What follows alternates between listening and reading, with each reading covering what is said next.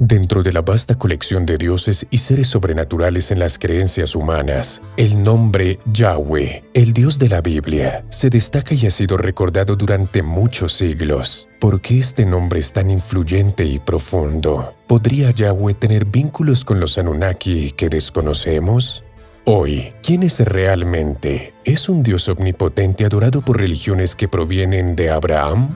Y si no lo es, ¿quién o qué podría ser realmente Yahweh? Encontraremos la respuesta en el nuevo episodio de Orígenes Secretos. Bienvenidos.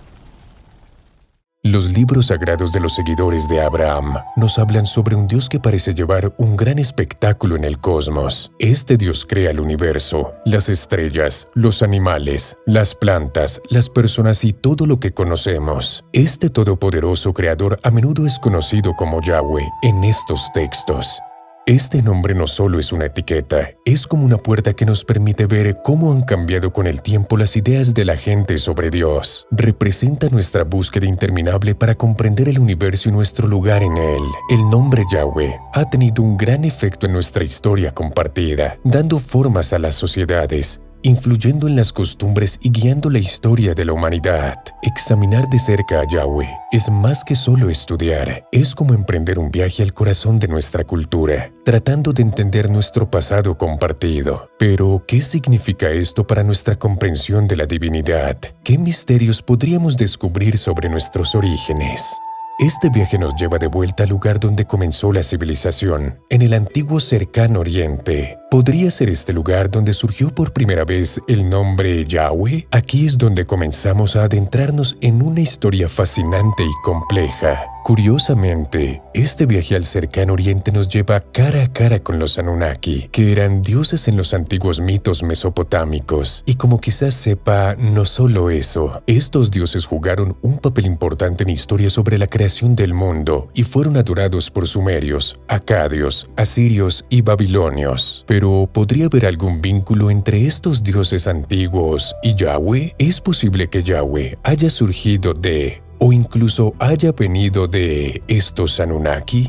Encontrar estas respuestas nos permite descubrir una capa oculta de historias antiguas, cambiando cómo entendemos el comienzo de los humanos. Hay una historia aún más antigua oculta en el texto del Génesis que ha estado fuera de la vista pública durante cientos de años, debido a errores de traducción y las reglas de la Iglesia. Pero, ¿qué trata de decirnos este antiguo relato? Al final de este viaje, esperamos responder a la gran pregunta: ¿quién es Yahweh, el Dios en la Biblia? ¿Y qué implicaciones tiene esto para nuestra comprensión de la religión y la espiritualidad? Nuestra referencia más antigua a Yahweh se encuentra en la piedra moabita, o la estela de Mesa, erigida por el rey Mesha de Moab, alrededor del 840 a.C., celebrando su victoria sobre Israel. La estela cuenta una historia similar a la encontrada en Segunda de Reyes 3, aunque con una diferencia crucial. La estela proclama una victoria moabita, mientras que la Biblia reclama la victoria para Israel. Curiosamente, la referencia a Yahweh reforzó la creencia de que él era exclusivamente una deidad israelita, ya que Mesha se jacta de haberse apoderado de objetos asociados con Yahweh y presentárselos a su propio dios, Chemosh. Avancemos hasta 1844, cuando el arqueólogo Carl de Richard Lepsius excavó las ruinas de la antigua ciudad de Solep en Nubia. Las excavaciones extensas no tendrían lugar hasta 1957, dirigidas por la arqueóloga Michela Schiff Giorgini. Encontraron una referencia a un grupo conocido como los Shasu de Yahweh, inscrita en la base de una de las columnas del templo. Esta referencia a Yahweh, conectada con los Shasu, sugiere que este dios había sido adorado por otro grupo mucho antes de lo que se pensaba que ocurrieron las narrativas bíblicas. Los egipcios describían a los Shasu como nómadas semitas, a menudo vistos como proscritos. Aunque se intentó vincularlos con los hebreos, estas afirmaciones fueron refutadas. La referencia a los Shasu de Yahweh no solo adelanta más en el tiempo los orígenes de esta deidad, sino que también insinúa que Yahweh podría no haber tenido origen cananeo. Pero si no fue así, ¿cuál es el origen del primer Yahweh? Una teoría sugiere que Yahweh era un dios del desierto adoptado por los hebreos durante su éxodo a Egipto a Canaán. La imagen relacionada con el fuego en el libro del Éxodo, junto con la capacidad de Yahweh para guiar a Moisés hacia fuentes de agua, respalda esta idea. Sin embargo, muchos creen que Yahweh se originó como un dios menor dentro del panteón cananeo y fue adoptado por los Shasu nómadas durante su tiempo en el Levante. La palabra Yahweh es en sí mismo un antiguo artefacto lingüístico, arraigado profundamente en lenguas semíticas y llevando ecos de las civilizaciones que lo crearon. De manera intrigante, parece estar vinculado al verbo ser, dándole un sentido de existencia. Otras interpretaciones de su significado incluyen el que hace lo que ha sido hecho y el da existencia a todo lo que existe. La palabra Yahweh evolucionó a Jehová a finales de la Edad Media. El nombre Yahweh también podría derivarse del idioma árabe, indicando posiblemente una pasión o compromiso de la deidad hacia su pueblo, alineándose con las referencias bíblicas a Yahweh como un Dios celoso. La transformación de Yahweh desde una deidad local de los medianitas hasta la única deidad de los israelitas se refleja en la evolución de su nombre, comenzando como un reflejo del compromiso de una deidad local hacia su tribu y evolucionando hacia una declaración de la existencia y compromiso del único Dios verdadero hacia su pueblo elegido. En el judaísmo, el nombre de Dios se consideraba demasiado sagrado para ser pronunciado, por lo que se usaban las consonantes Y, H, WH como recordatorio para decir Adonai, Señor, en su lugar. Los orígenes de Yahweh siguen siendo oscuros, con pasajes bíblicos que difieren en sus interpretaciones. Después del cautiverio babilónico en el siglo VI a.C., el poder de Yahweh se decodificó y las escrituras hebreas fueron canonizadas durante el Segundo Templo, incluyendo el concepto de un Mesías. Yahweh como el todopoderoso creador, preservador y redentor del universo fue luego adoptado por los primeros cristianos, quienes creían que Dios envió a Jesús como el Mesías prometido. En el Islam, esta deidad fue interpretada como Allah. Ahora retrocediendo en el tiempo, durante la Edad del Hierro, los israelitas en Canaán buscaron distinguirse de sus vecinos elevando a Yahweh por encima de él, la deidad suprema. La asociación de Yahweh con la forja, el fuego, el humo y el castigo lo convirtieron en una deidad adecuada de tormentas y guerra, transformándolo de una deidad de la transformación a una de conquista. Una vez conocido por sus bendiciones de fertilidad y prosperidad, él era una deidad altamente respetada y frecuentemente invocada. Al mismo tiempo, Yahweh estaba emergiendo de sus orígenes como un dios regional oscuro, vinculado a la naturaleza salvaje y climas tormentosos, y se estaba convirtiendo en una presencia poderosa dentro de la sociedad israelita. La dinámica entre él y Yahweh distaba mucho de ser simple, llena de conflictos e integración, y marcada por Yahweh asumiendo roles y rasgos previamente vinculados a él. El ascenso de Yahweh a la dominación es innegable a medida que pasaba de ser una deidad local al único Dios de los israelitas, un proceso marcado por una intrincada evolución religiosa y transformación. Esta transición se refleja claramente en la poesía y la literatura narrativa temprana de Israel, que a menudo retrataba a Yahweh como una figura militante. Su estatus elevado como Dios nacional se consolidó principalmente a través de las guerras de Israel. Durante tiempos de paz, las tribus se volvían hacia Baal, el dios de la fertilidad. Sin embargo, en tiempos de conflicto, buscaban ayuda de Yahweh, el guerrero divino, buscando el triunfo. La representación de Yahweh como un guerrero divino es un tema recurrente en las escrituras hebreas, que también forman parte del Antiguo Testamento cristiano. Incluso el Nuevo Testamento toma prestada esta imagen guerrera. En los primeros días de Israel, Yahweh era visto como un dios de las tormentas de la guerra, una deidad poderosa vinculada profundamente a los elementos de la naturaleza. Esta representación de Yahweh podría haber sido influenciada por las religiones cananeas cercanas, que también adoraban a dioses de las tormentas. Dado que los israelitas vivían en un área propensa a climas severos, no sorprende que se inclinaran hacia un dios que representara estas fuerzas potentes. Por lo tanto, su adoración se extendió para incluir dioses como El, Asherah, Baal, Utu Shamash y por supuesto Yahweh. Cuando se establecieron por primera vez en Canaán, los israelitas practicaban la adoración a los antepasados, honrando al Dios del Padre, o al Dios de la casa, junto con sus antepasados humanos. Sin embargo, Yahweh fue visto como algo más que un Dios de las tormentas. A medida que interactuaban con las culturas circundantes y sus prácticas espirituales, la imagen de Yahweh cambió. Comenzó a ser visto como un Dios de la fertilidad y la protección, y un dispensador de justicia. Es probable que este cambio haya sido influenciado por Asherah, la diosa cananea de la fertilidad que era ampliamente adorada. A pesar de la popularidad de Asherah, su adoración generó importantes debates teológicos. Los israelitas, especialmente los del reino sureño de Judá, se inclinaban hacia el monoteísmo y veían la adoración de Asherah como una amenaza para esta creencia emergente. Los profetas israelitas como Elías se opusieron firmemente a la adoración de Asherah y otros dioses cananeos, lo que llevó a enfrentamientos violentos y la suspensión eventual de seguidores de Asherah. Los factores políticos de la época también jugaron un papel en la formación de la adoración de Yahweh. El reino del norte de Israel era más rico y estaba más abierto al sincretismo, mezclando elementos de diferentes religiones en su adoración a Yahweh. Este enfoque enfrentó una fuerte oposición del reino sureño de Judá, que se estaba moviendo hacia la adoración exclusiva de Yahweh. Cuando los asirios destruyeron el reino del norte en el 722 a.C., marcó un punto de inflexión crítico en la adoración a Yahweh.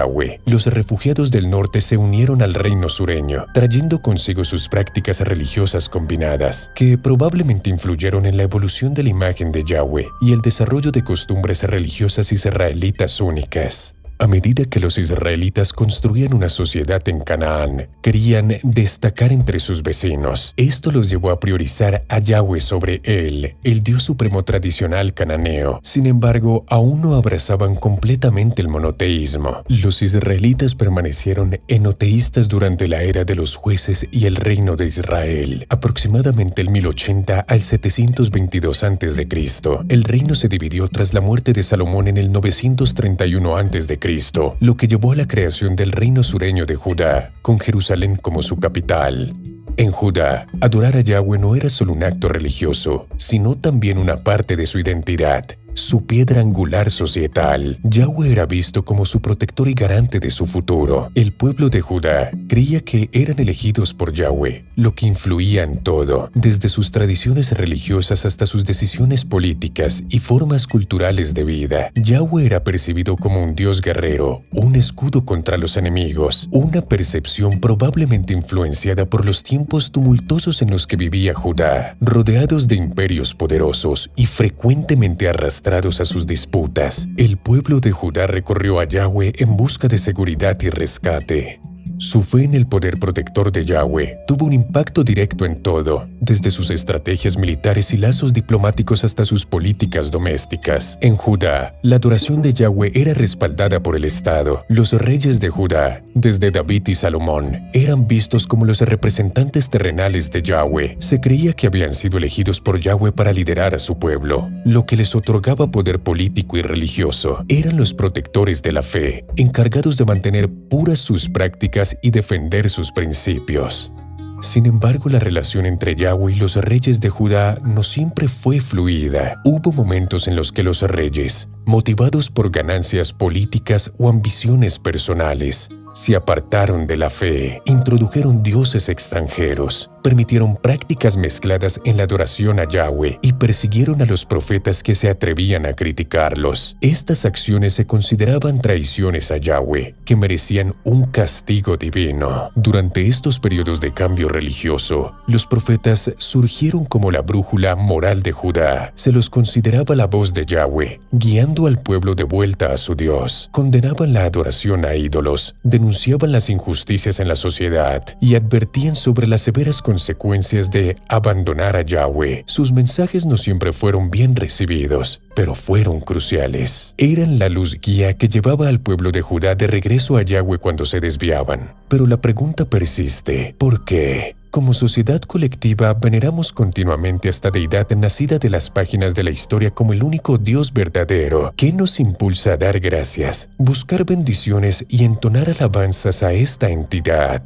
¿Podría nuestra fascinación por lo divino reflejar un anhelo más profundo de explorar nuestras propias complejidades y desentrañar los misterios de identidades divinas ocultas en textos sagrados? ¿Podría ser que nuestras mentes inquisitivas nos estén atrayendo hacia un intrincado laberinto de conocimiento cósmico y autodescubrimiento? Es como si estuviéramos abriendo una antigua bóveda, descifrando susurros de ecos divinos que han resonado a través del tiempo y el espacio. ¿Podría esta aventura no solo revelar los secretos de los Anunnaki y antiguos extraterrestres, sino también iluminar nuestra comprensión de nosotros mismos y nuestro lugar en el cosmos?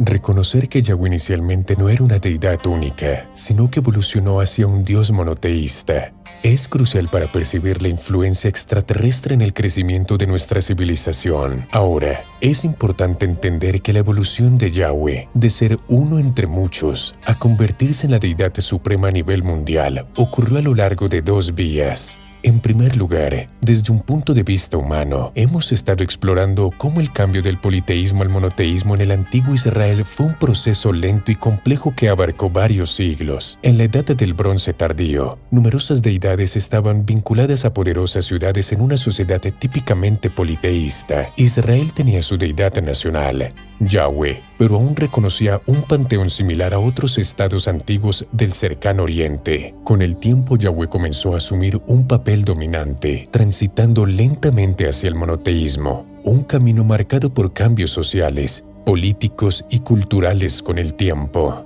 En segundo lugar, la transición teológica de Yahweh a la única deidad representa la perspectiva de las entidades divinas mismas. La teoría de los antiguos extraterrestres postula a estos seres como entidades físicas que visitaron nuestro pasado antiguo, cuestionando si Yahweh era una entidad específica o un nombre para un grupo de individuos. La conexión entre Yahweh y el enfoque principal de nuestro canal, los Anunnaki, es evidente, ya que las regiones donde surgieron nombres de Yahweh, El, Asherah y otros dioses son las mismas regiones donde aparecieron y fueron venerados los Anunnaki. Profundizando en este análisis, encontramos similitudes sorprendentes entre algunas de las renombradas entidades Anunnaki y las características de Yahweh. El viaje de Yahweh desde un guerrero divino hasta una deidad suprema sobre todas las demás, un creador, un proveedor de bendiciones y salvación, y un Dios Padre es interesante. Observar a los dioses Anunnaki y Enki, Enlil y Ninurta, muestra paralelismos intrigantes con las características de Yahweh, insinuando posibles superposiciones y transformaciones. Examinar al dios mesopotámico Enlil, el dios del clima y la guerra, y el padre de los dioses. Su narrativa tiene similitudes con los relatos bíblicos que involucran a Yahweh. Sin embargo, la cualidad distintiva de Yahweh como guerrero no coincide con la imagen de Enlil. En cambio, Enki, el dios del conocimiento, las ciencias y los metales ocultos, comparte una alineación más cercana con las cualidades de Yahweh. La sabiduría, la comprensión y el control de Enki sobre el oro y la plata se asemejan a las atribuciones de Yahweh en la Biblia.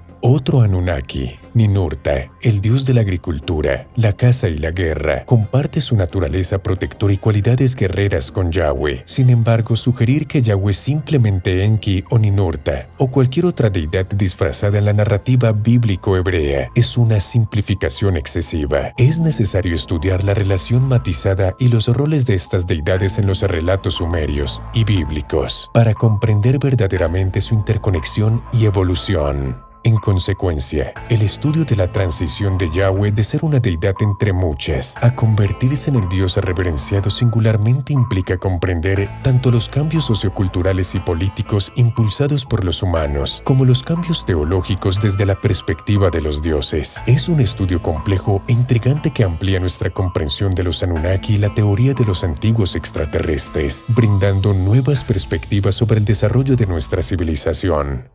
Sin embargo, es importante señalar que Ninurta no era considerado una deidad oculta por los sumerios tempranos, y las representaciones de él no eran infrecuentes. Sin embargo, a medida que profundizamos en la conexión Yahweh-Ninurta, encontramos un texto antiguo sustancial que arroja luz sobre un evento significativo, desafiando la idea de que Ninurta y Yahweh son uno y el mismo.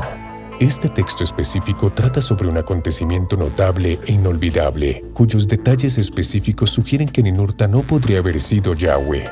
uno de los actos más decisivos atribuidos a Yahweh en la Biblia, con consecuencias duraderas y recuerdos perdurables, es la destrucción de Sodoma y Gomorra. El evento también está registrado en textos mesopotámicos, lo que permite una comparación de las deidades involucradas.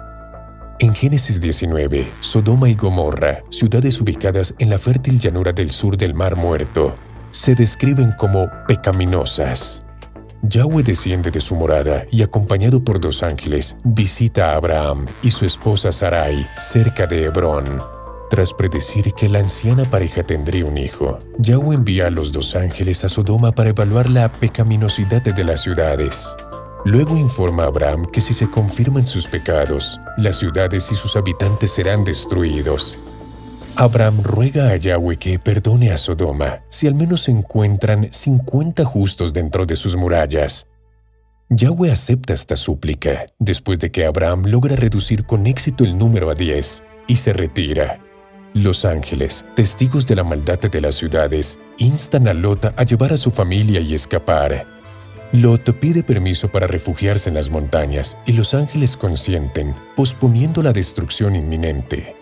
Finalmente, el destino condenado de las ciudades se desencadena cuando Yahweh hizo llover sobre Sodoma y Gomorra fuego sulfuroso desde los cielos. Y él hizo volcar esas ciudades y toda la llanura y todos sus habitantes, y todo lo que crecía en la tierra. Y Abraham se levantó temprano en la mañana hacia el lugar donde había estado delante de Yahweh, y miró hacia Sodoma y Gomorra, hacia la tierra de la llanura, y vio humo que subía de la tierra como el humo de un horno. En los registros mesopotámicos, este evento en particular está minuciosamente documentado como el clímax de la batalla de Marduk, por establecer el dominio en la tierra. El texto mesopotámico atribuye explícitamente el trastorno de las ciudades pecaminosas de Nergal, Noa, Ninurta, dado que la Biblia afirma que fue Yahweh mismo quien desató la destrucción en las ciudades en lugar de los 2 ángeles investigadores. Resulta evidente que Yahweh no puede ser equiparado con Ninurta. En su libro Encuentros Divinos, Zecarías Sitchin enfrenta el enigma que envuelve la identidad de Yahweh. Llega a una conclusión notable, la idea de la Biblia de que los Elohim, los dioses o los Anunnaki, tenían un dios propio. Puede parecer completamente absurda inicialmente, pero después de una reflexión más profunda parece tener mucho sentido. Esto nos lleva a plantear una pregunta crítica. Si los Nefilim fueron los dioses que crearon al hombre en la tierra, ¿fue solo la evolución en el 10º planeta la que dio origen a los Nefilim?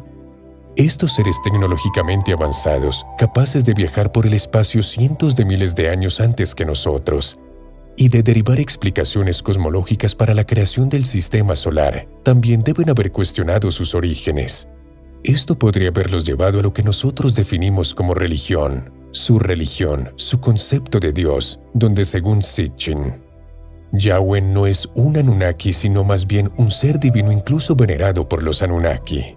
Ahora, al regresar a nuestras preguntas iniciales, hemos investigado los puntos de vista contrastantes sobre la identidad de Yahweh, la perspectiva histórica humana y la visión de los propios dioses. Esta intrincada red de perspectivas subraya la complejidad del tema, así como su interconexión, la imponente naturaleza del tema de los Anunnaki y el potencial de la teoría de los antiguos extraterrestres para sacudir las percepciones religiosas del mundo se hace evidente. Las religiones convencionales a menudo no inspiran una conexión profunda e íntima con la divinidad que impregna todas las cosas. Suelen proyectar a Dios como una entidad distante y condenatoria que, a pesar de su proclamado amor por nosotros, controla nuestras acciones. Pero en nuestra opinión, una verdadera búsqueda espiritual nos lleva hacia adentro, nos invita a explorar quién es lo divino dentro de nosotros, cuando nos conectamos verdaderamente con nuestra esencia. Y la religión auténtica es nuestro propio ser interno vinculado con todo. En cuanto a Yahweh, bueno, Yahweh junto con otros dioses, merece el debido respeto por sus roles en nuestra historia. Han moldeado nuestra civilización, cultura, cuerpos y la vida misma, y eso es todo lo que hay. Nos inclinamos ante ustedes y les agradecemos por ver otro episodio de Orígenes Secretos. Mantengan sus mentes abiertas y hasta que nos encontremos de nuevo.